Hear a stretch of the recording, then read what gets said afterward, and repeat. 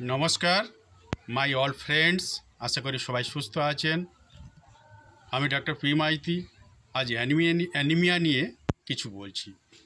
যে সমস্ত ব্যক্তির হিমোগ্লোবিন লেভেল 12 থেকে 15 মধ্যে নয়, 12 নিচে রয়েছে, তারা হিমোগ্লোবিন যাতে বৃদ্ধি হয় সেই জন্য কুলেখাড়া শাক বেশি করে আপনারা সেবন করবেন।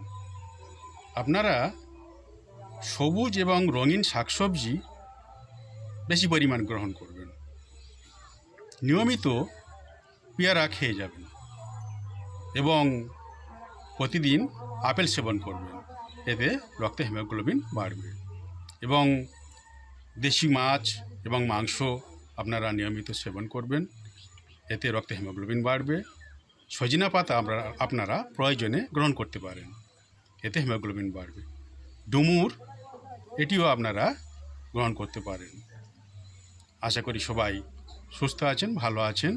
ফলো মি এবং আমার চ্যানেলটি সাবস্ক্রাইব করবেন। সবাই সুস্থ থাকুন। নমস্কার।